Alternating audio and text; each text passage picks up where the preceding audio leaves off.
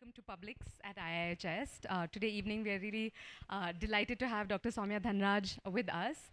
Dr. Sowmya is a senior research fellow at the Good Business Lab and has, a wide-ranging set of interests and work on questions of development economics, particularly looking at female work. And today's talk in particular is focused on the question of financial inclusion among women workers in the garment industry. But she has, a wide-spanning set of other works on, women, other work issues in garment industry as well. So please do feel free, to ask her questions, which are a little bit more wide-ranging as well, because I know, many of you might be interested in these. Thank you also to sort of folks joining online. So today's talk, for the format of the talk, we'll have roughly a 40-minute talk and followed by, an open Q&A session. So we'll open it up now and we'll hand over to Sowmya. Thank you for being here, Sowmya. Welcome. Thanks a lot. Good evening, everyone.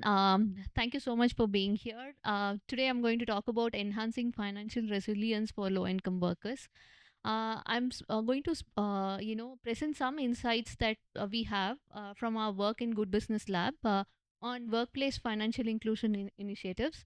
And these initiatives are some of the ongoing projects that are happening in the garment factories in and around Bangalore. First of all, before I jump into the topic, I would really like to thank Indian Institute of Human Settlements for having me here. It's a great privilege, and I keep coming here for public seminars. So thank you for all the great work you're doing, and thank you for having me here. Okay, right into the topic. Before I talk about financial inclusion initiatives itself, one of the things that I want to lay the foundation about is, why low income workers, how is job, how are jobs important, how jobs can contribute to our lives. One of the most important ways for people to transform out of poverty is having a productive job. And having a productive job means you have a sense of worth towards your life, right? Now, a productive job also does not only mean like having a paycheck, but it should also be able to give you a holistic well-being as well. And holistic well-being means both workers and firms can thrive. And this is one of the things that we are interested in Good Business Lab. And mainly, we want to challenge the narrative that, oh, initiatives and social impact should all come from CSR funds. It should be something driven out of charity. But what we think in GBL is that need not be a charity initiative. In fact, it will help businesses to thrive if they start seriously thinking about worker well-being. So and we have a lot of different projects across different sectors to improve worker well-being. So some of these projects, for instance, are about having a more supportive workplace. For instance, having a good supervisors or managerials, right, who are able to have good communication skills and address workers' issues at the shop floor. Then there are also projects related to soft skill development of workers, because a lot of this industrial work happens in production lines and teams, right? And it's very important that you communicate with your team and the supervisors well, and to address the day-to-day challenges that you face face at work. So that's about soft skills development.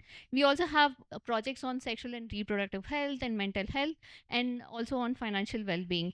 But today I'm going to focus on financial well-being. But as Shriya said, if you also have any questions related to worker well-being, please feel free to ask.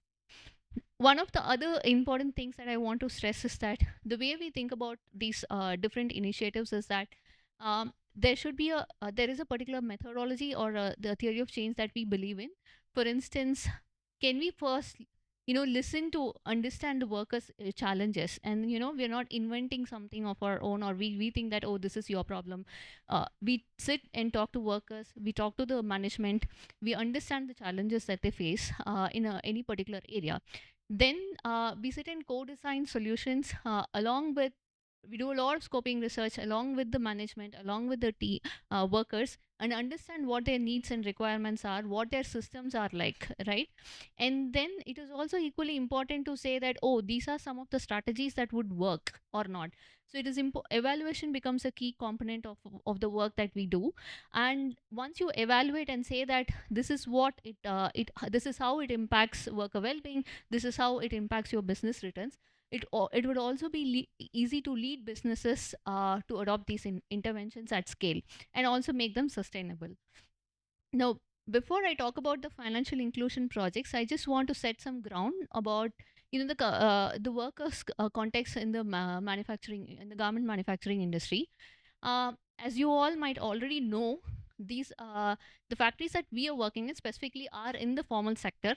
So they do follow a minimum wages set by the government, state governments from time to time, and they are all covered by social security benefits like employee provident fund and ESI and so on.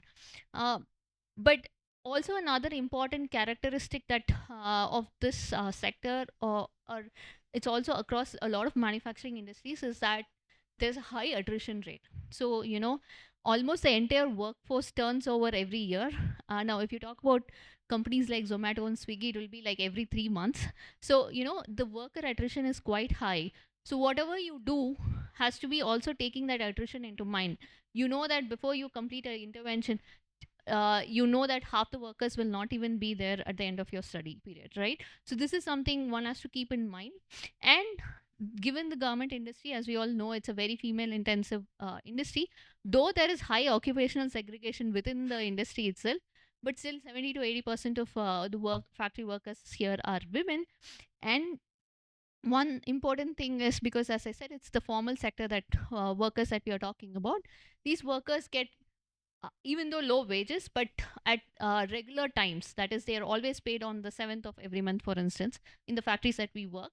And it's important to note this point here, because it's very different from workers who are casual wage earners or they are self-employed people, right? Because there the income itself is unpredictable, and so your financial challenges are different in that context compared to this one. And one of the things I want to note down here is that all these workers, for instance, are paid through bank accounts. They have their own personal bank accounts, and most of them use their debit cards to withdraw their wages. So all payments are electronic wage payments, right? No single worker gets by in cash, which is also important that, you know, one of the milestones has been achieved of financial inclusion, right? Because you've been like they are banked, they have all this access to all this bank services and stuff, and you think that the financial inclusion is something that we have achieved, but no, because there's a lot more. If you take the next step and see, okay, there is a bank account that is ticked, but then are they using the banking services? Like for instance, even if you see that whether they even use the ATM cards, you can see that still a huge gender gap, right? Where 91% of men say that they use their debit cards, only 64% women say that they do, right? And similarly, also in terms of online transactions, it is even lower. As you can see, again, a huge gender gap exists there. Not only gender gap, even the rural urban gap exists in terms of usage of formal financial services and digital financial services. And so there is a high dependence on informal financial products. One thing I want to note is that it's not all bad, because these informal financial products are all very tailor made and specific to that segment. You should see how dynamic this chit fund managers and that who cater to these segments are. They come up with these products, like instantaneously bring new products to these segments every now and then. But then the problem is they are costly, right? It doesn't come at cheaper, this thing. They are costly, not just in monetary terms, it can also have some social costs attached to that.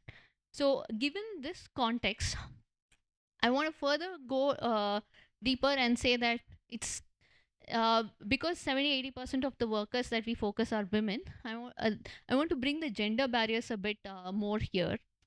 Now, as you can see, that the first barrier that women face is that access to devices, mobile phones, and the internet connection, right? Which is important for a lot of these banking services or digital financial services that you need.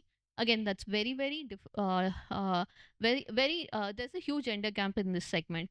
Then comes the lack of financial literacy. Now, in general, the financial literacy levels might be lower, but it's even lower for women specifically.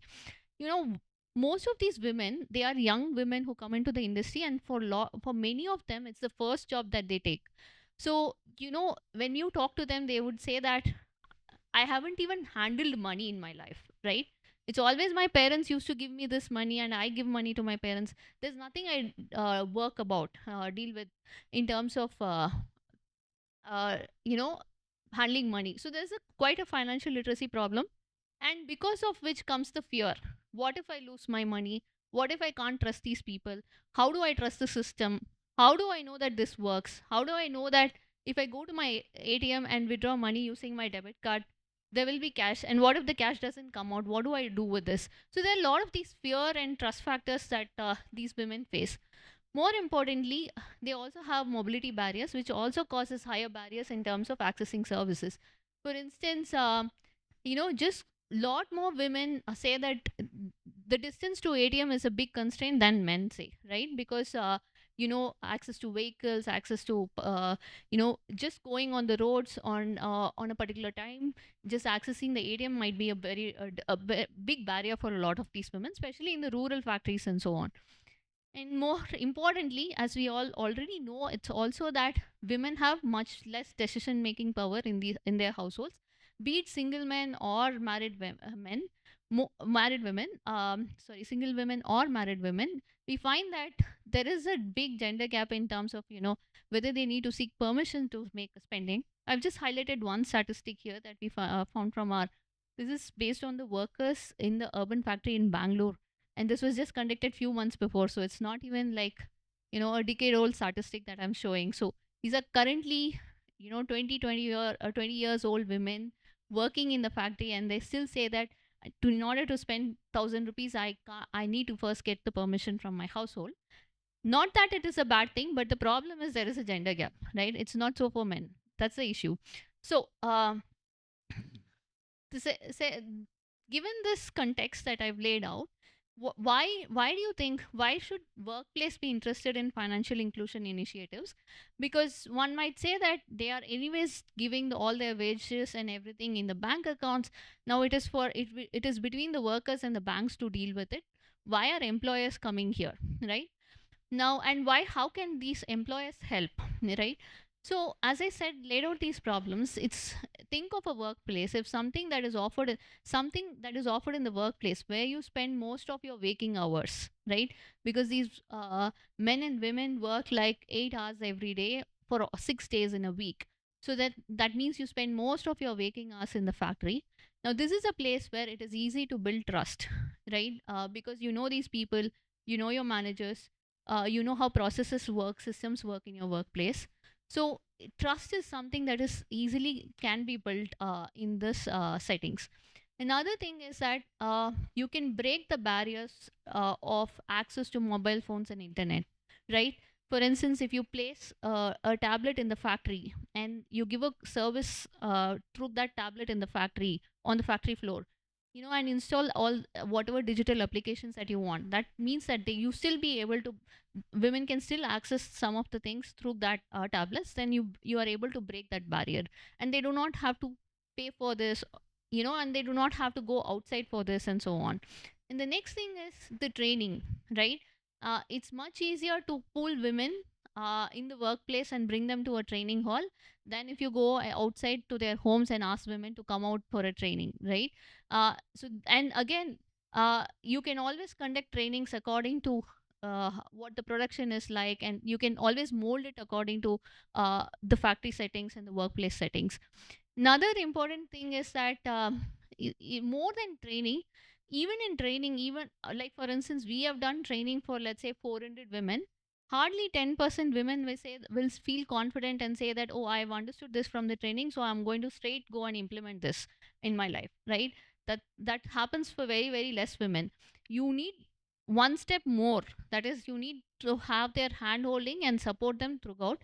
And this is where the peer support matters a lot. You feel much more confident, you feel have much less fear when you see your own next co-worker doing this, right? And when the comes and tells you, hey, do this, this will work, that is much easier for women to follow than I come and saying, hey, this is what you need to do, right? So this is again another important network that can be tapped into. So that's why workplace based inclusions solutions might will work. Now here, what do we do in this specifically is that I'm going to talk about three different projects. The first very important project is a financial management tool. Now, it's called the work of financial diaries, where we are using this tool to understand the financial lives of workers. What are they doing with the money that they get? What kind of money do they get? Only money from the employer, or what are the other monies that they get from? So, for instance, they can transfer money to their spouse. The spouse can give them money. What kind of intra-household transfers do they get, right? And what kind of instruments do they use, right? Do they go to a chit fund? Do they go to do they just ask their husband to save on their behalf? Where do they borrow from? What kind of financial markets are they involved in? And also understand finally intra-household decision making itself, right? What kind of transfers they make, what decisions they are involved in. Like for instance, if you see women only purchasing groceries and nothing else they're purchasing, but you see men, they have like 100 different other things that they are purchasing, then you know that they are restricted to a certain aspects of decision making compared to the others, right? So that's one thing. The second thing is, so that's where we learn about the financial lives through the work of financial diaries. Next thing is we have something called as flexible salary advance, where we give earned wage access to workers to solve their liquidity constraints. And the next thing comes, if you want to solve liquidity constraints by giving them earned wage access, you might as well help workers to build saving habits and build their own emergency savings that they can use during their needs, right? So that's where the performance linked savings product comes. And I'm going to talk about these three different projects and the learnings from them. uh, yeah, so um, the first project, the work of financial diaries project, it's an app, right? Now and it is a digital tool. It helps you to track all your finances, all your inflows and outflows that you have.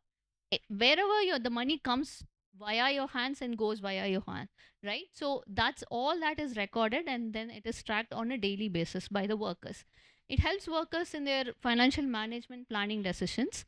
And this project is particularly implemented in two garment factories in Bangalore and two in Mysore. And what we do is, this is a year-long study, because as I told, seasonality is an important thing that needs to be captured in finance, right?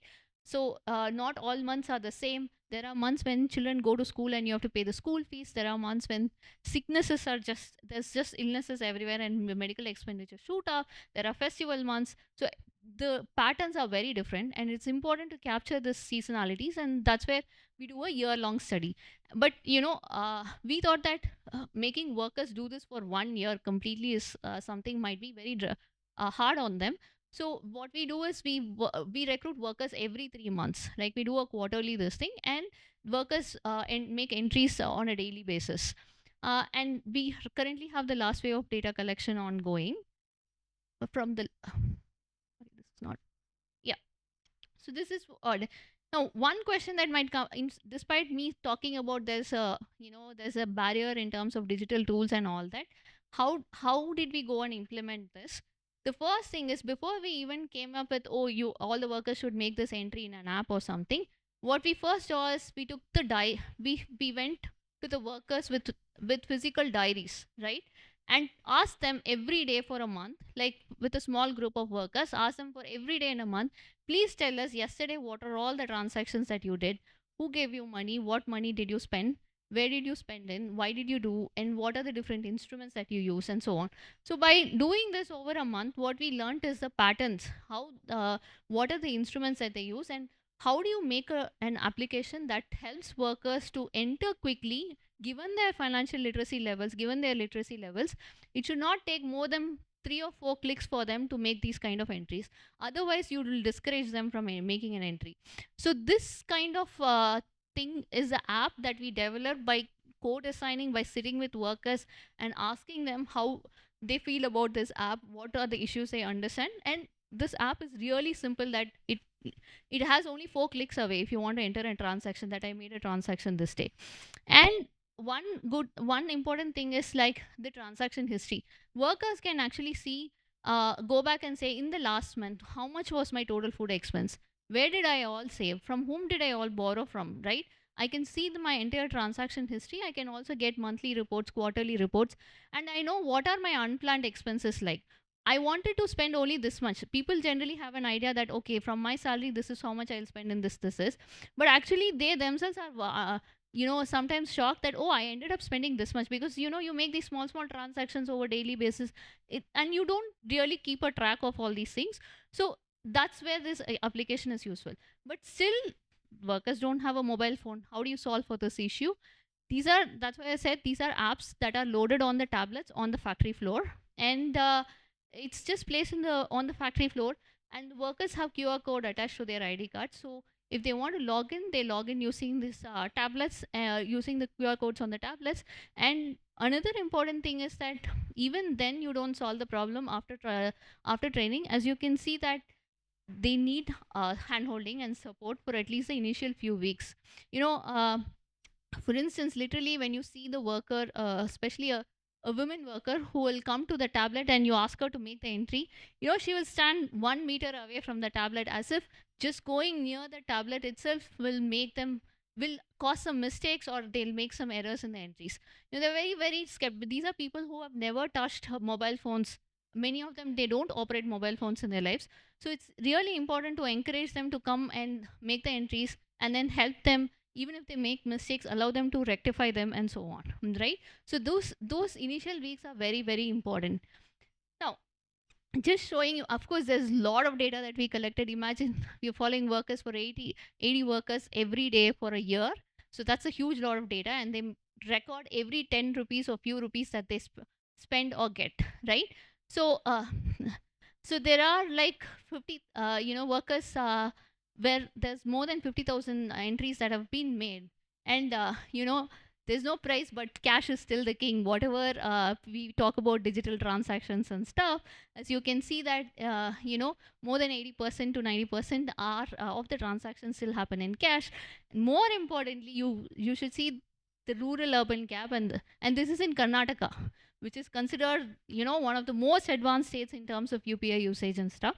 So you can see that in there's a big rural urban gap, and there is a within rural urban also there's a big male female gap, right? And if you see rural women, they're only 2% of their all their transactions are in the UPI mode, right? So that's one of the snapshot. Another thing that I wanted to show is about the savings and the borrowings they do every month. There is only not all workers save every month. You see that around 30% is what they save, if, roughly on an average every month. And then you see that more than that they borrow, more than that percentage actually borrow. So there are sometimes savings and borrowings that happen in parallel. So this is also very interesting to understand, because you would understand why these more than 40% or 50% workers would borrow in a month. A lot of these borrowings are these small borrowings that they do for coming over the liquidity crunch. So suddenly I am running out of cash today. I'll borrow 200 rupees from my co-worker and I use it to renew my bus pass, and then I'll give it back next week or the next time when I get my salary. So these kind of borrowings are a lot, and this is what escapes from the formal financial system totally, right?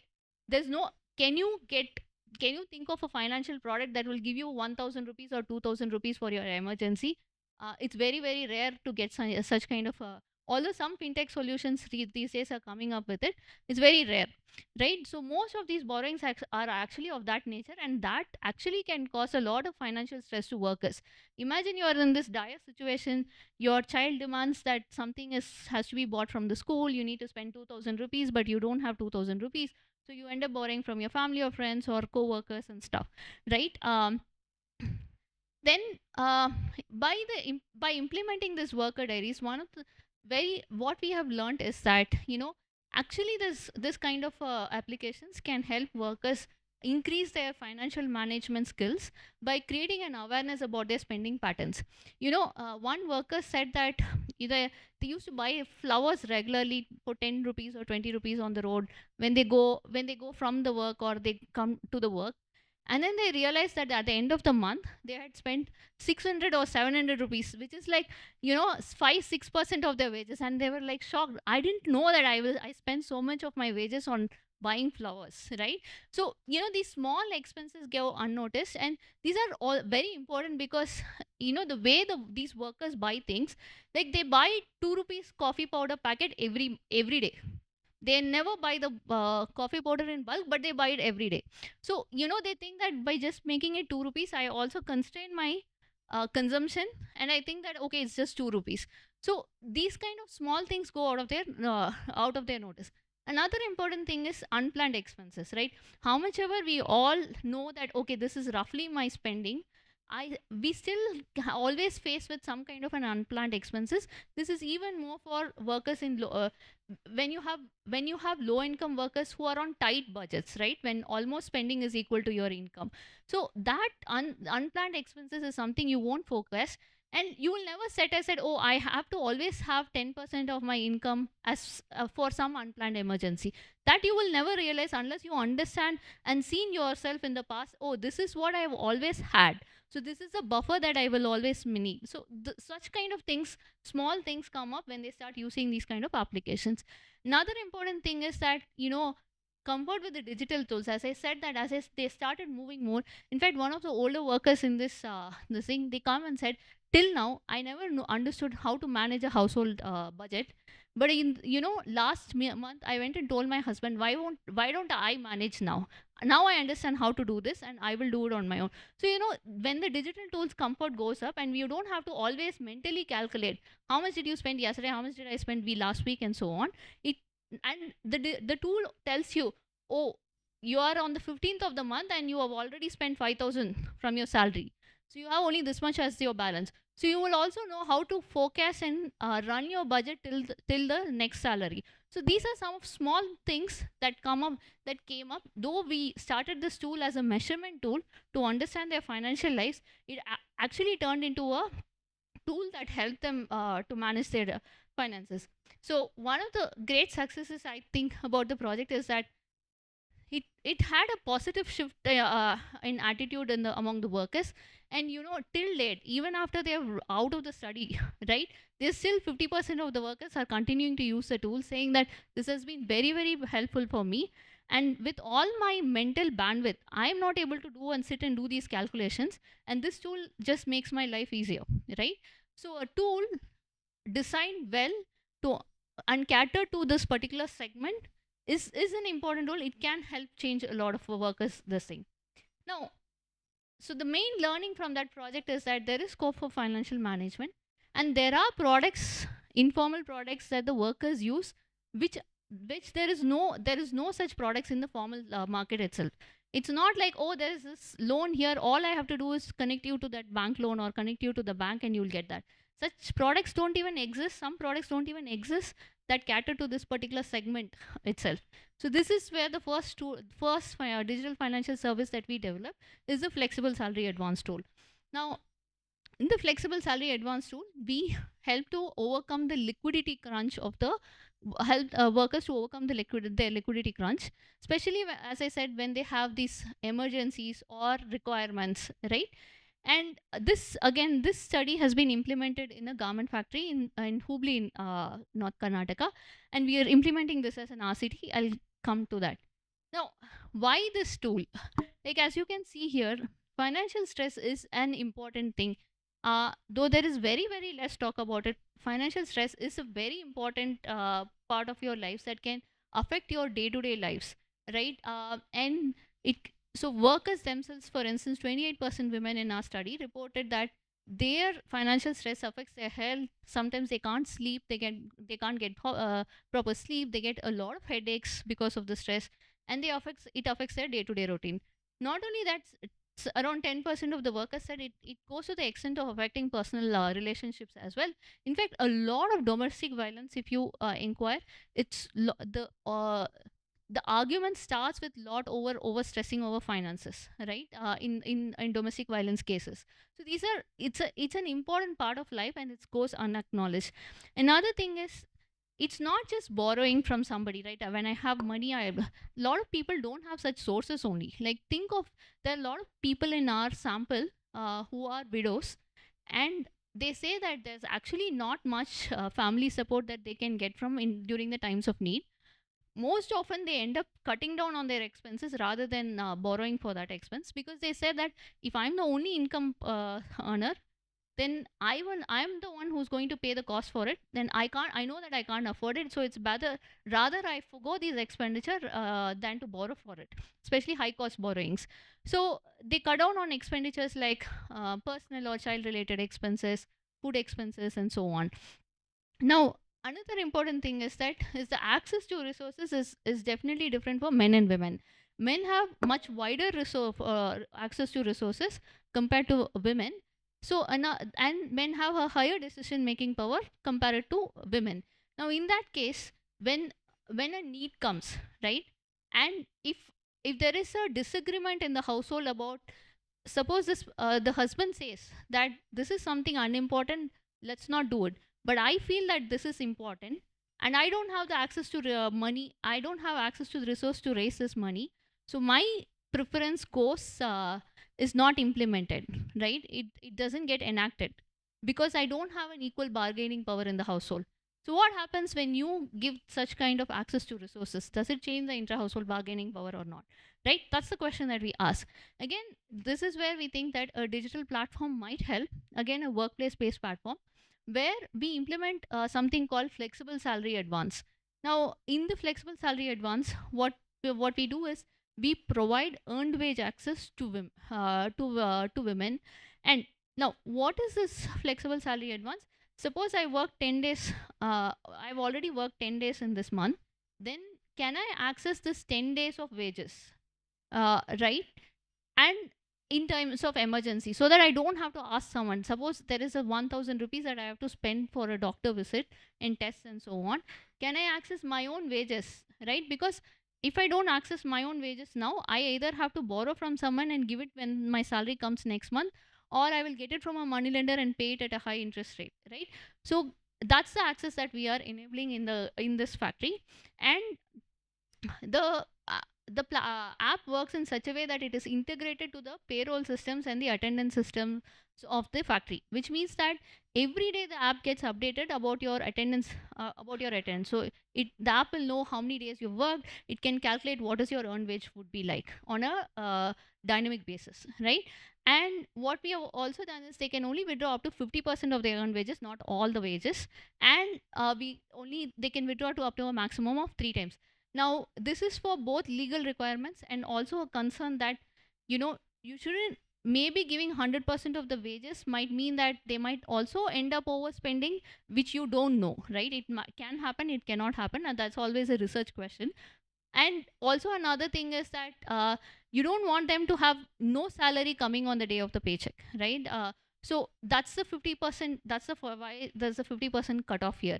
Now, this is how the app looks like. Again, it's a QR code based access, because of course they also have a user ID and password, but you know that a lot of them are not comfortable in entering the user ID password, so it's a QR code based access. It tells you on that particular date how much salary are you eligible for withdrawing and how much do you want to withdraw. And once the request is submitted, immediately the money is transferred to the bank, to their own salary accounts, right? So this is completely electronic. And also the record goes to the factory saying that this person has already withdrawn 2000 of their wages, so it will be deducted in their next pay cycle. Now, the factory also doesn't have to worry about recovering all the money, because it's the worker's wage that they are giving to the worker, right? And all that the factories have to do is upload some money upfront, put some money in the account so that it can be immediately transferred to the workers. Now, what we do is a randomized control trial to understand how this intervention actually works. So we have a control group of workers for whom the salary they get as usual, and then the treatment group, we provide the access. They can or they cannot choose to use this app. It's up to them, and they can use it for any time during the month. again up to 3 times in a month, and also they get 50% of the wages. Now, in the 13 months that we have implemented this trial, among 408 women, 721 transactions have been made. So there is a demand for such a product. That's the first thing, right? It's not like this product didn't have any demand at all, but informal financial products were catering to this kind of a segment. That's first thing. 10.2 lakhs have been withdrawn in 1 year for 400 women, which is an average of 1,400 400 withdrawn per transaction, right? So that's the usage in this. Also, a quick snapshot of the results. First of all, I said that, as I said, not all women withdraw. As you can see, only in the 1 year period, out of 408 women who had access, only one third have used it at least once in the year, right? Now, and who are these people who used it? Who are the people who did not use it? What we see is that women who reported very high financial stress in their baseline, and women who had very high informal borrowings from money lenders, from chit funds, from SHGs, and so on, they were the ones who are more likely to use the app. And more importantly, those who had higher assets, right, they did not use the app. So again, the app is very well targeted to the needs of the population, to which earlier they did not have access to this kind of a product. Now, what we find is that there has been a 30% reduction in the intervention group in terms of the informal loans taken, right? And there's not only that, 20% reduction in the foregone monthly essential expenditures that we see among these women, right? And treatment group women are more likely to say that they find it difficult to manage finances month on month, right? They're less stressed than that. Now, one of the things, as I said, is how financial stress affects our life is always something that we don't acknowledge a lot. But if financial stress didn't affect so much, the worker productivity, why would a intervention like this actually improve the worker productivity in a factory? With nothing else changed, the treatment group only got the intervention, and you see that there's a 6.2 increase in the productivity in the first 6 months of the intervention compared to the control group. And then there's also, like, less women in the treatment group are less likely to leave the factory. Now, because, okay, even if they leaving the factory is good for them because they can go and get another job that is better paying and stuff. The problem is that 30% of the women who left the factory during our period, they didn't have, only 30% joined another job or had another earning. The rest 70% did not go to work at all. So which means that women by staying in the factory longer are actually improving their overall earnings compared to those who left the factory. That's the another result that we find. More importantly, I I this intangible impacts on women is much more, and it takes actually has much more impact on your lives. For instance, what an emotional and financial relief it would be if you just don't have to go behind money lenders to ask for 1,000 rupees or 2,000 rupees, or you don't have to reveal it to your extended family members saying that, oh, I'm going through this crisis, I need money from you. Because there's always a question, there will always be like, you are revealing, you don't want to share these things, but you will be forced to share it if you want money, to arrange money, right? So this is what, when we talk to women, this is what they cite the most important thing as. Another thing is the convenience of using the app, and also the comfort they get after they using this digital. After 2 or 3 transactions, they come to the tablet and say, I do not help, I will use it myself. You can just see how I'm using it. That's what they say. So, and they also say that even this 1 minute transaction thing that they make, they say that now I want to buy a mobile phone for myself. If I can do this, I can do a lot of things in my mobile phone as well. So, this is the comfort, the convenience, the empowerment that they get by being able to mobilize their own money is an important aspect of life, right? Now, this comes to our next project. If they are able to build, if emergency money is such an important thing, and it is always the few thousand rupees that makes a lot of difference in terms of reducing the financial stress, why can't you encourage the workers to build their own emergency funds? Because that's the ultimate right thing to do, not making them dependent on your employer or financial products, but you can always instead have your own buffer savings, such that it will enable you to access this money whenever there's emergency. So that's where we come to the next project, is the performance linked savings, where we offer a workplace based savings product can employer, banks, and come together to offer us a product that is suited best to this segment and helps them in micro savings and build this savings slowly over time.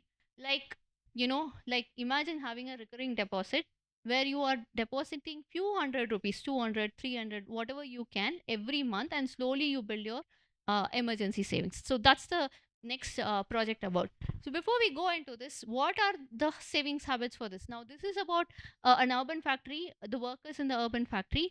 And as you can see, only 1 in 4 workers say that they always set aside the savings in the beginning of the month when they get their salary. Lot of the rest, 3/4 of the population, they say that I save whenever I can, whenever there's some money left, or I don't save at all. There's just enough money, I can't save at all. So these are the things that the workers say. Now, also, like in terms of making budget, in terms of having some minimum balance left in the accounts, they're very. You can see that again. There's a gender gap, and then they're also like workers immediately. There are a lot more workers actually withdraw their money immediately. 30% of women, they just withdraw their entire salary and then give it to their household. So where's the question of savings there? How will they even save money there, right? So the next thing is, what kind of savings patterns do they have? As you can see that, men are more likely to use formal financial products than women, and also that women are more likely to rely on, like lot of women have said that I send my money to my mother, and then my mother puts it in some chit fund in the village or something. It's always they rely on others, or they rely on cash savings much more than men. Another thing is, again, between the migrants and the locals, like if you are from this part of Karnataka, you will actually know that the chit funds and SHGs play a huge big role here. But this is not the case when you see migrant workers. Local workers will save a lot in those things. So again, there's a difference in that as well. And hardly 1 in 4 workers in our group actually know what an RD account is, even though all of them have a bank account, and that is an easy product that they can save, right? So given this, what we offer in this project is that we offer a bank based savings product. All that is, we open a zero balance account. Now remember, these workers already have salary accounts, right? We offer them that, do you want to open another savings account where you can park your money, and you can keep it as your emergency savings account, and you can withdraw money from that whenever you want to. So that's a BSBD account that we are opening.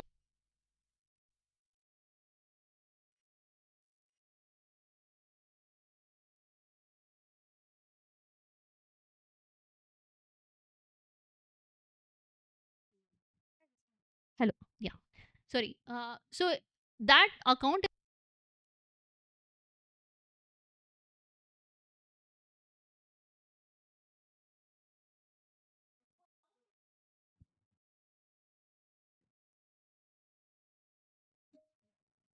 So some of the workers are offered also commitment. Like for instance, they are also offered a choice that the employer will deduct that money from you and put it in the BSBD account directly, whereas the rest of your money goes into the salary account. So we had to actually sit with the employer and make the changes to the IT system and have two accounts included in the IT system, such that some money goes to the BSBD account and some money goes into the this one. And the BSBD account is a very important thing, because if you ask workers to even keep 500 rupees balance in their accounts, they will not participate, they will not want to have the savings product. So it is very important to ask to have these minimum constraints imposed on the workers. Now, we were actually surprised that despite having all of them having a salary account, still 22% of the workers came forward to opening the account. They have actually opened the account. This shows that there is a need for micro savings product, and it actually helps a lot of them. But this 22% is still something that is it's not fully capturing the preferences, because if you see those who refuse to open the account, 30% of the women said they want to open the account, but they did not open because their family members have stopped them from opening another account. They are like, why do you need another account? Why can't you just use your salary account? I don't want you to deal with this. Even though women had wanted to do, but their family members stopped them. So that's the biggest reason for women for not opening. Another thing is that 27% of men said that they already are using another personal savings account and so they wouldn't like to have one more. But importantly, this, as I said, attrition is an important thing here, and a lot of workers thought that they will not stay with the employer for a very long period, like when I say long period, I mean 6 months or 1 year. They will not stay even for 6 months or 1 year. So they don't want to take the risk of opening an account. But when we said that this is an account that you can operate from anywhere in India, even if you join another employer, this is something you can use. Even if you close the RD account, you can still use the BSBD account from anywhere in India. But still, workers said that if I stay here, I can be assured that I can come to you, seek your support for dealing with any bank related issues. But I don't trust these banks. There's a very deep mistrust about the banks. So I like, if I go out of this workplace, I know that I'm not going to get the support that I get from the workplace. So I don't want to have this hassle at all. So there is definitely a deep mistrust about banks also, which is also stopping them from having such kind of an accounts. So these are very important. See, it's not just how many open it that matters, but even among why they don't open it, there is a lot of big story behind this. Now, another thing is that it's not just a savings account where workers transfer some amount to that BSPD account and they regularly save. It is also a performance based savings account where this is where the employer's role comes. Not only employer facilitates opening these accounts on the factory premises, but the employer also rewards them. Like for instance, the employer can say that, okay, if you save for 6 months regularly, if you stay here and save for 6 months regularly, I can give you an interest rate top up. For instance, if the bank is giving you 9%, I can give you a higher top up, so that it's a motivation for you to save as well. And how do the employers benefit and how do the workers benefit? For the workers, you are trying to create for them a formal savings mechanism, and for the employer, employer can make sure they are staying longer with the factory, which reduces their attrition related costs, right? And also they have to spend, see, for instance, even if you give 25% returns on the product, it's still a benefit for the employer, and it is also helpful for the at the end of the 6 months, it's also helpful for the workers. So that's the most biggest advantage in this, right? So coming to the end, because I've talked about different products that we are doing in different factories, I want to quickly summarize on designing effective workplace based financial solutions, right? And one thing is that you we need to say that, oh, this product is already that, why are they not using this, right? Instead, you have to twist the question at what is the product that you can make for them that they will use, right? So that's the important thing that we keep in mind. And lot of these existing formal financial services that are there are targeted at upper middle class and above. It's really sad because when even for the performance linked savings, when we approached a lot of banks, public sector banks said that this is a loss making thing for me, I don't want to do this, right? So that's the kind of hindrance that is there, right? So it's important to understand the constraints, the markets, the financial instruments that are available, and see how best you can design financial tools. More importantly, when you have a human centered approach to these tools, what happens is that you take into account the cultural context, the gender norms, all these things into account when you design these tools. Another thing is stakeholder collaboration, where you start working with workers, understanding their needs, understanding factory systems, factory admin systems, their processes, what is the management, what will reduce their hassle. So you just can't go into a factory and ask the HR people, this is another thing that you have to do apart from all the work that you have. That's not going to work. Instead, you have to also make sure that the processes work for them as well, and it makes their life easy as well. So that's one of the reasons, for instance, the flexible salary app worked, because it didn't have much interference from the personnel at all. So it means that most of the things were automated, and so it was not a very extra job that they are doing, right? Another thing is iterative testing and refinement.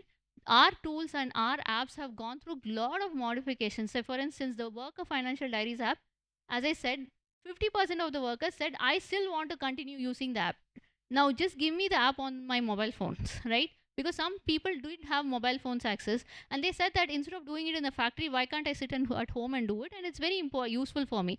So when we launched it as a mobile app, we had to make a lot more modification and accommodate those things. Not just that, also design requirements, also some of the things that the workers suggested, why can't the app be like looking like this or having this kind of a feature that will help us, right? So this iterative testing and refinement is very important. Another important thing is, see, just giving the access and giving the training doesn't solve all the problems.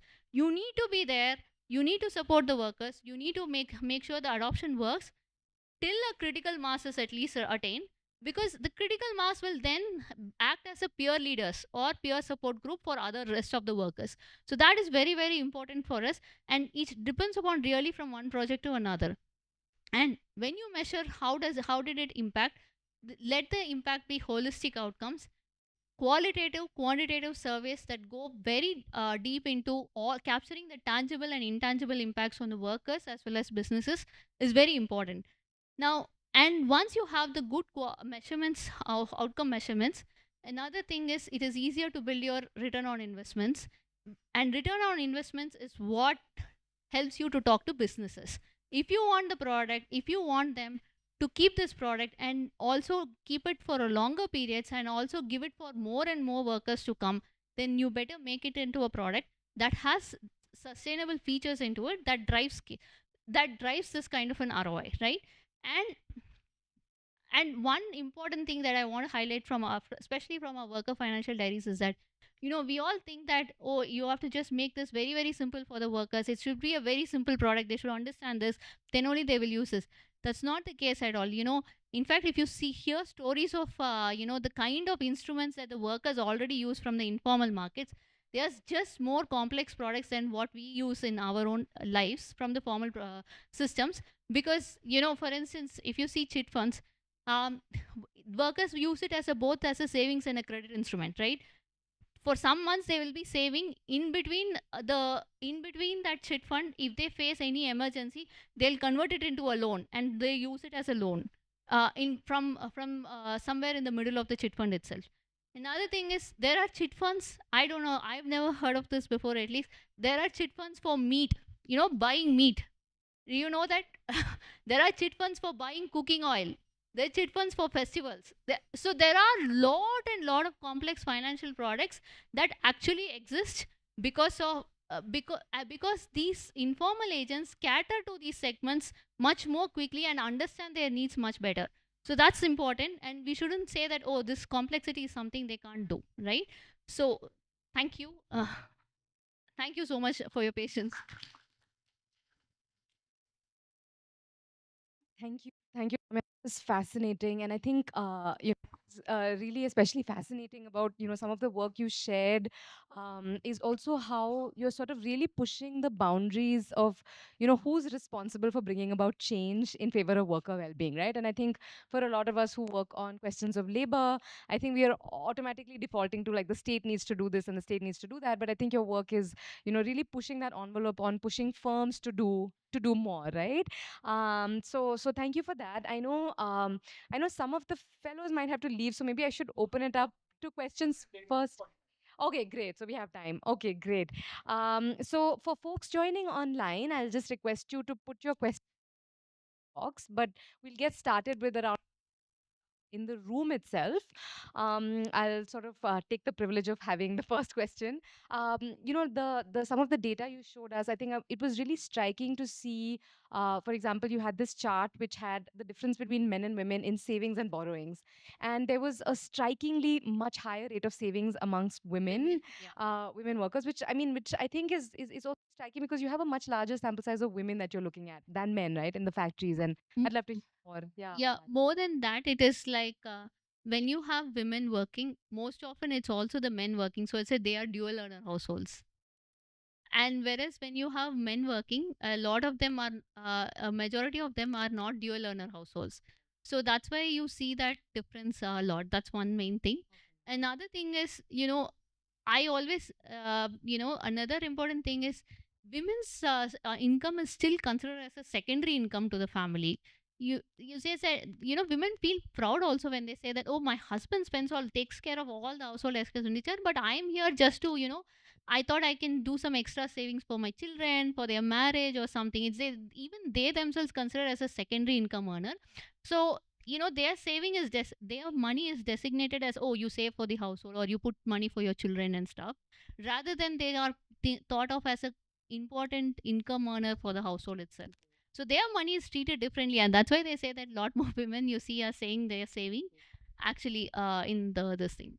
See. And I mean, it's also more complicated, right? Because it connects back to the other evidence you were showing us on who's making the decisions Yes. about this, Yeah. right? If the women are actually not able to even make decisions about spending versus Yeah. borrowing, I mean, how do you interpret some of those findings where women's income is being saved, and Exactly. it's the difference between men and women in a sense in that graph. I'm also curious. You talked about looking and measuring impact like worker productivity, right? Yeah. Impact of some of these interventions.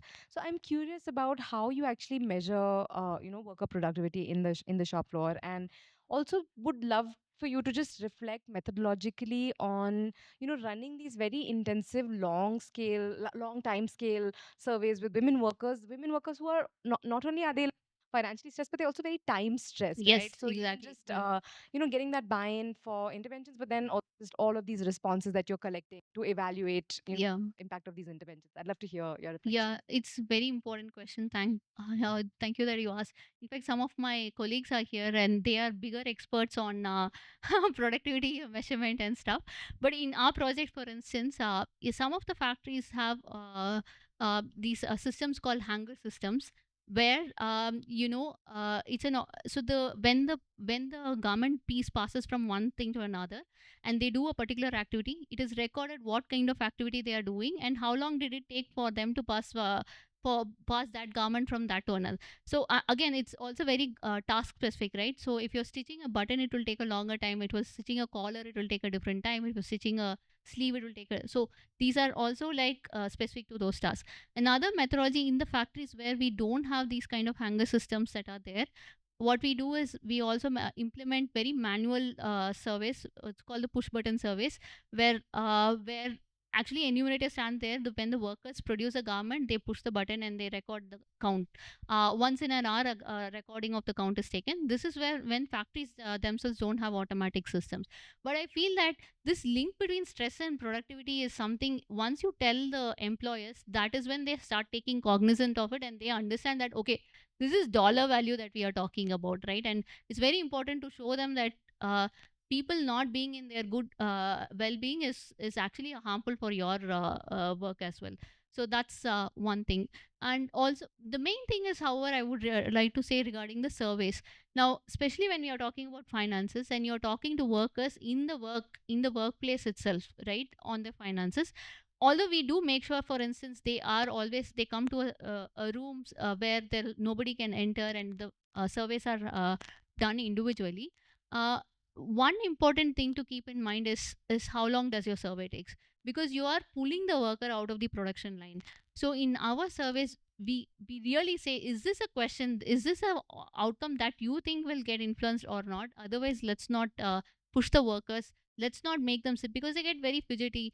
And what we have also done is different kinds of surveying methodologies. For instance, see, if you want workers to remember, did they have to reduce their, like, for instance, last month, for instance, if you said that I had to go to a doctor but I didn't go because I didn't have money, now if you ask it after 3 months, will the worker remember that incident? No. So what we did is that we do a subsample of workers we take, and we ask at the end of the pay cycle, just before they receive the pay, because that's when they would have spent most of their money, and ask them what happened in the last month. Did you have to reduce money? Did you have to borrow money? That's when they recall things like, oh, I borrowed 500 rupees because that day I didn't have money with me. Didn't have bus pass. I had to buy bus pass. Those small things come out only when you do it at a higher frequency. But if you want, but you also want to make sure there is seasonality that is captured, and you also want to make sure that workers are not stressed too much. So if you're doing it over a period of year, we made sure that each worker is surveyed only 3 times in the entire year or 4 times in the entire year, so that they moment they see us, they should not say, oh, you have come for this, that should not be the that. And also, doing this survey over time and your factory presence helps a lot, because workers start trusting you as well. And once they say that, okay, the first batch of workers have said these things to us and gone, but the information that I shared has not gone out, it has remained confidential, that's when they also start trusting you with the information that they want. The another thing is that longer periods of this engaging with them over longer periods helps rather than doing one shot things, because especially when you're talking about stress and when you want them to come out open about, do they face abuse in terms of financial abuse and those things, workers won't open unless you have a kind of relationship established with them. So this stakeholder management, designing very optimal surveys that is suited to workplace related settings is very very important thing. And I think because of GBL's experience over years, we have tried to make our surveys better and better to optimize these things. Mhm. Oh, that sounds great. I'll take one more question and then I'll open it up. So this was broadly on the issue of financial inclusion itself, right? You started by saying how a lot of the work that you do is really guided by worker voice, and I'm curious about how you chose that issue itself, right? Is that something that emerged from workers? Yeah. Because there is obviously, just from knowing this industry, like there is a range of issues that women workers in garment factories do face. And, where was sort of financial inclusion in their own list of priorities of issues? And, how did you guys start working on this? There's one financial inclusion project that happened prior to all these projects, which I have not talked today because I wasn't personally involved also in the project. But it uh, one of the first things that the GBL did in terms of financial inclusion is that earlier, this is pre-COVID times, is what happened was when migrant workers had to send money to their families, they will go to the agent, and these agents are very conveniently located next to the factories. Okay, the moment you get their salary, you go to them, and then they will for sending some few thousand rupees, they will take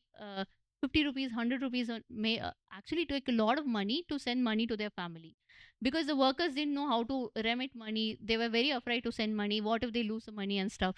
So, this is something that we understood that workers are actually regularly doing this. And then GWL thought, why can't we ourselves train our workers to send their own money? Why can't we bring them, ask them all to bring their phones, or have connect them to devices and help them and teach them how do you set up these things and how do you transfer it on your own, how can you do it through the debit cards and stuff, right? So that's where the financial inclusion project started for us. And this actually came out from understanding about workers issues, and this is what they used to do to send money and all. And we thought that that's a large chunk of their salary that they were losing to just to transfer money.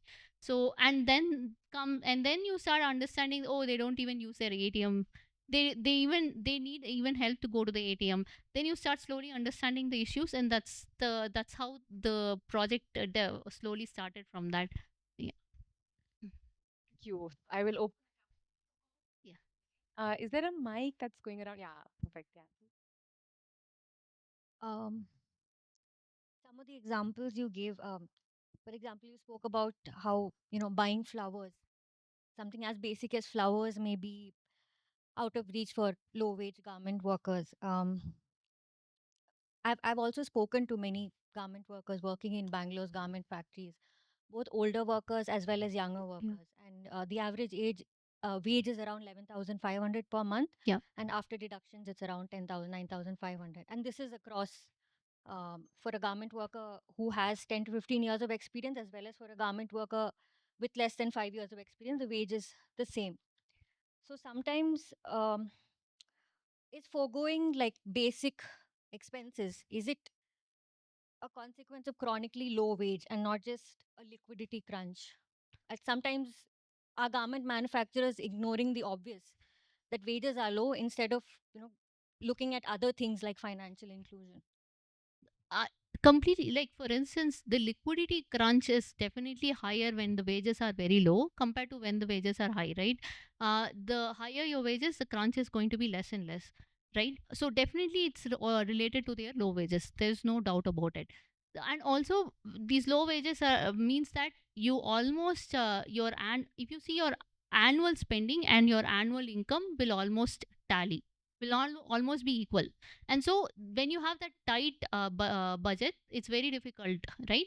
But it is also one of the things is to remember is that even if you increase incomes and stuff, there is financial management is a skill, right, that we shouldn't ignore. And this is where our interventions are saying that, what are the products and financial management skills that you can impart to help these workers, right? Another thing is that, see, if you want to talk about wages as a whole, India is still not nowhere anywhere competitive in term. Actually, the labor the things are wages are, when you compare the competition from other industries, if the wages have to be increased, there will be some of these industries may not function, because if the profit margins are very low in this kind of a labor intensive sector, it's not like the other high end services sector where the profit margins are quite high. If you talk to the employers, they say that the profit margins is very cutthroat. So any increase in wages will have repercussion and other things, so they will always have to optimize according to the market wages. So it's a whole lot of debate whether intentionally the wages are kept low or something. The only thing I can say is, for instance, they are following legal minimum wages that the government sets for them. Now we are also working on, for instance, with other projects where we're trying to understand what should be a living wage, right? Because now a lot of, even ILO and other organizations, even government of India, for instance, has started thinking about living wages. What should that be, and how those living wages should be calculated? Should living wages be made mandatory or not? So I think there comes a larger economy and larger picture in that, and definitely that is also something we have to pursue, right? And we are pursuing, but it doesn't mean that we say that, oh, you increase the wages, you solve a lot of problems. There's also an argument that is not fully correct as well. So there needs to be a balance, and the approach has to be comprehensive, where you are pursuing higher wages also on one side, and we are also saying that financial literacy in itself, even there are studies which show that financial literacy training for students, even having it in school curriculum, is better, and how it helps in your future, right? So this is what we are saying, that this is literacy, this training, this kind of a product is something that workplaces can afford to have, and still they don't have to burn their bottom line for doing these kind of initiatives. That's what we are trying to convince. Uh, Thank you so much. Actually, I really like your podcast also, 4.5 hours. It's really amazing. Uh, I have one follow-up Thank you. question for this, and then a housing question, because you said minimum wage. The curiosity point which I was trying to understand is like, why in the Minimum Wage Act for Karnataka, why garment textile workers minimum wage is lower as compared to the rest of the industry minimum wage act? Yeah. Is there any correlation, because यहाँ पे the gender component is much higher, and like, or I There don't know is the other way. there is definitely, right, because women have all, I mean, not just in India, right, and even in developed countries, if you see historically, women were always recruited for low wage sectors, right? Because they thought that, oh, men can't spend so much time for very small wages, but women are, as I said, secondary earners, so you can afford to give them low wages, right? So there's a gender component definitely there. That's one thing. But it has been throughout the history, is something that I want to say. So that's one thing. And then within the industries itself, there is a skilling requirement, right? And textile and garment is generally always considered as a low skill job, and that's why the wages are always tied to that. So the training, for instance, if you see the training for these factories, it's just 2 or 3 weeks training, and they are immediately brought to the factories. But if you are training to operate a boiler, right, they will not put you to even switch on the boiler unless you have 3 to 6 months of training. You have had experience from other factories and stuff, you have a certified training, this thing and so on. So so another problem is that it's not just minimum wage problem, right? Even within garments also, the high paying jobs are still held by men only, even in these factories. Like, for instance, ironing section, if you go to the ironing section in the garment factory, they are much more higher paying jobs. And for instance, if you see the cutting section, right, where they cut, and they or the sample tailors, where they first design the product, and that is when, and they pass on the design to the others to make it in mass production. There you see that again there are men. If there are not women there. So within government also there is a problem. It's not like it's 70-80% are women, but then hardly 30% are women supervisors. There are 70% are men super. So the whole thing flips when you see even within this itself. So definitely skilling, occupational segregation, all these factors, and also traditional gender roles and stuff, all these factors together play a role in this. Continuing one question, because everywhere we read and see only about like the pictures you've shown about like working and like work side of the garment textile, but on the other side you also said that this sector has a large amount of like single women and like Yeah. migrant or like interstate migrant Yeah. and all. So can you also like talk about it with respect to where do they stay, how their life, I mean like work related everything is there, but like from their housing and like they Yeah. that perspective we can like talk. See, one of the biggest issues, it might not be considered a workplace issue, but it's still somehow related to work only, because first of all, this attracts a lot of migrants, right? And again, lot of migrant women. They are all, lot of them you speak to, they will say that that's the first time they have stepped out of their village or something, right? So that's one thing.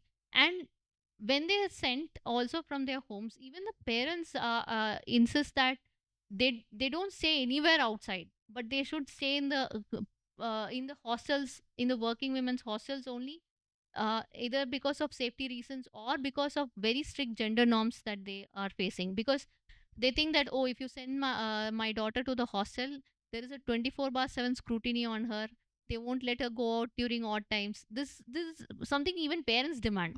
I've talked to factories in Tamil Nadu, in Karnataka, not just across industry. They say that, but if you don't put restrictions, parents are not going to send me to this kind of a hostel, because they say, oh, we'll not send our daughter unless you put these restrictions on hostels. So that this there is a both sides problem is there. For men, it's mostly related to costs. Affordable housing is very very difficult, and especially for migrants, access to housing and healthcare is the biggest issue. If we can solve that problem, a lot of the problems related to cities is linked to that, right? Not just in this sector, in other sectors as well. And we see that in our case also. And in fact, lot of these in the factories in urban Bangalore, 1/4 of women are actually having part-time jobs also, because they are supplementing their income with other jobs by doing a one-day delivery service, or in the evenings they do these kind of things. And for men, at least they have such kind of freedom. For women, housing restricted, only staying in hostels, only in those who are designated hostels, mobility restricted. So many more issues are there, which is also again linked to their overall empowerment. If I'm earning, I'm sending money to my family, I have to surrender all my money to my family, and I don't even can't go out after my workplace. Would that work be empowering is a question. And that is all related to the housing problems and the other issues and the societal norms that we are talking about, right? Garment industry is mostly, as Sai was saying, why the wage is less, because it works in lines. You work in lines. There is a line. There are people who only can stitch pockets. There are people who only can stitch collars, and they get paid by piece, not by how many hours they are working.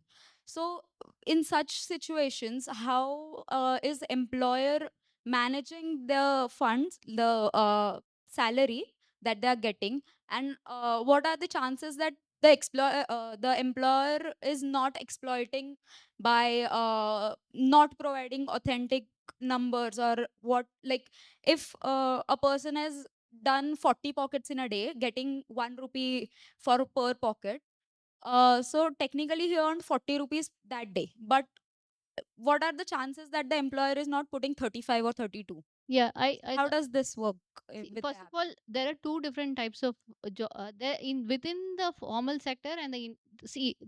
First of all, the garment industry is very wide, right? You have these very large factories that are exporters, then large factories that are domestic suppliers, then you have these very small factories, right? And within that also there are employers, which some of the jobs are contract based, some of the jobs are permanent, where you have to have EPF and ESI. That's a mandatory by law. Sometimes they are piece rate jobs, which is what you're saying. So even within this sector, there are some jobs that are designated as piece rate jobs. In fact, the piece rate jobs go to men, because they say that I am more productive, I can prove that, so you just pay me piece rate. I will produce as many pieces as you want, and I'll go ahead and I'll go and work in another factory and do another job. Actually, men, there are workers in the factory that they do that. They are actually more men than women. That's one thing. The women in the but in the work that we are dealing with, it's mostly it's not piece rate based jobs. Those workers are not included. They are 8-hour shift jobs, right? That's the kind of workers we are talking about, and these are exporting company.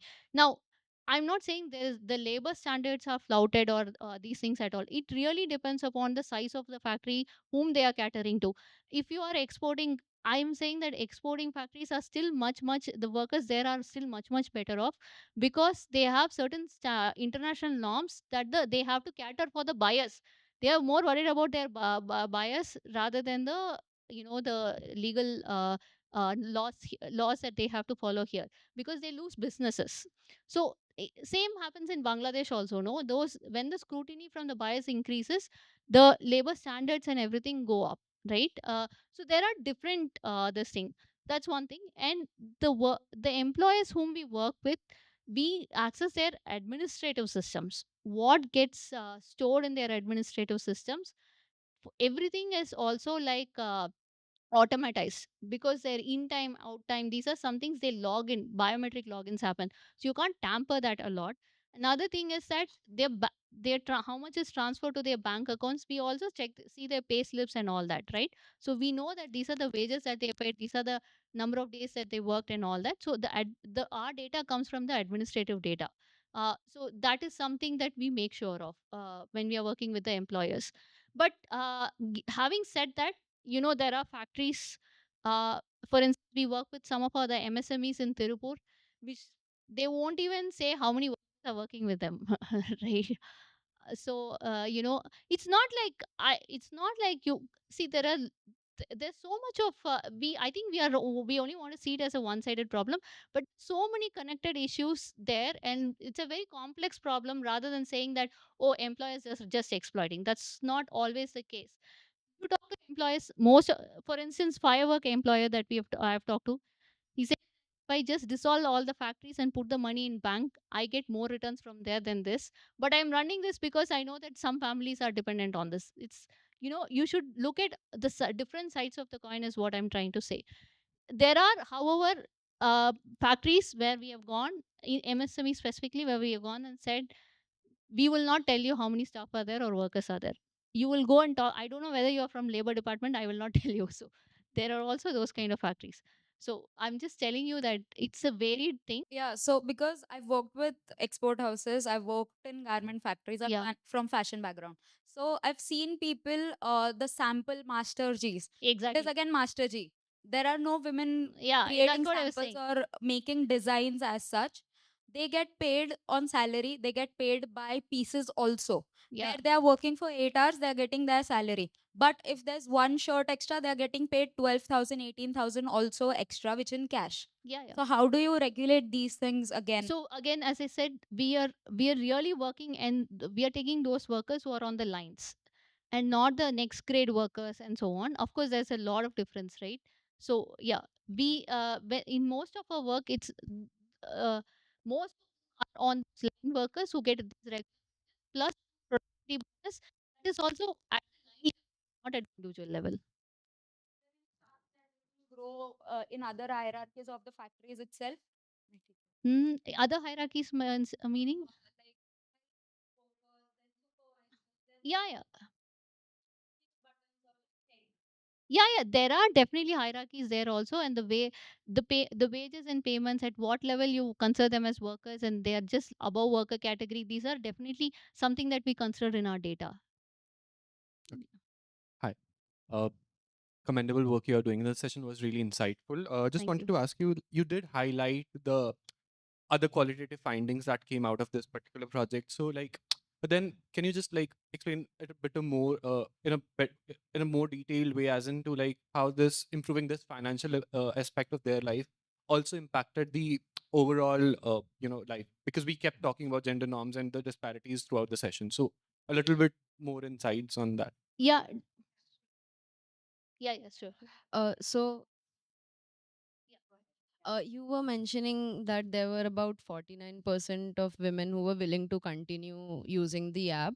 So, what were the reasons that you got from the rest of the women who were not willing to continue? Yeah, Uh, just going back to the part where you were talking about how women usually don't have personal expenditure. I don't know if like it was uh, if you were able to tell, but since you had so many numbers on how many transactions were there, yeah, was there any like difference or change in how women like expend the money that they're yeah. transacting? Okay. Yeah, just one last quick question.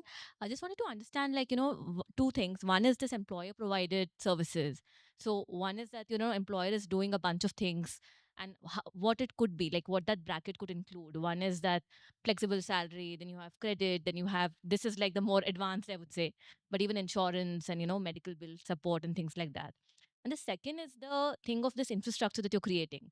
Like, who's paying for this right now? For example, financial services, payment charges, banking charges, financial literacy, you Yeah, still get a lot of impact grant. But what about this payment related infrastructure that you're creating and you're working on? Ideally, how it could be possibly scaled up as well. yeah. I think I'll go from the last to this one. First, uh, you see, because we are saying return on investment, we want businesses to pay. So ultimately, that's the goal, because business says, if businesses say that I'm doing this for my worker well-being, then it's businesses who have to pay for that, right? So, and that's where we convince the businesses, these investments that you make is not going to burn your bottom line. You can still be better off by making these investments, because ultimately the workers are going to be with you longer and they are going to be more productive and so on, right? So that's the aim of our most of our work. Also regarding, yes, we do have, we are still, as you can see, that it's one wave of data is ongoing and still we are yet to analyze all the data patterns. But we do have, generally we are trying to see what are the differences in terms of food and non-food expenditure, type of savings that they make, type of instruments they do, who borrows for what purpose. These are some things that we are trying to understand from our data. It's a very, very rich and detailed data, and we have just begun very overall analysis, and we have not still gone into the depths of it. But please check our website. Maybe in 1 or 2 3 months we will still have some reports ready from all the different projects. uh, Also, on the 49% of the people who wanted to continue, the rest who didn't want to continue, some of them do follow, like they are very less. As you can see, when you ask people how many of you make budgets regularly and all that, there are some of them who do follow, who have a regular financial management practice that they implement, however rudimentary it is. So they say that this app is not a very different from what I'm doing. I'm already following this stuff.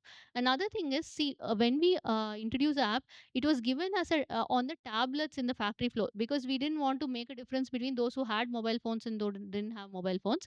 So after the study period also, it is important to understand that it's a production and high production environment. Sometimes there are days when they are not able to come to the tablet and make these entries, so they think that it's too much of a stress for them. Some of the women actually say that I don't manage finance at all, so why do I bother about entering making this transaction? I just give all the money to my husband who manages that.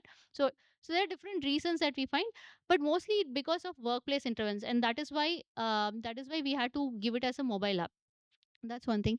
Now, I think because it was our last, sorry, I think you asked about more insights from the what is the impact on the worker well-being itself. Like, one of the projects, for instance, the performance link savings is something that we are currently doing. So I will have what will be the impact on workers only after you. But in terms of FSA, for instance, their reliance on informal borrowings has completely gone down, right? 30% is a huge reduction month on month, I'm saying. And then the second thing is they are saying they have better financial they feel better off financially and financially empowered compared to the control groupers. So these are quantitative findings that from the FSA project.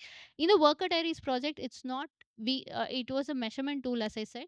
So there again, people think that it's a one of very good things to do to, if you want to track finances and be assured of how much you're spending, follow these things. That's where the financial diaries tool is finding. But I think if you maybe if you can, if you want, you can write to me, we can share some of the results from detailed results from different projects. Each project has been running for actually years and months, so it's like a lot of goes into this. Yeah.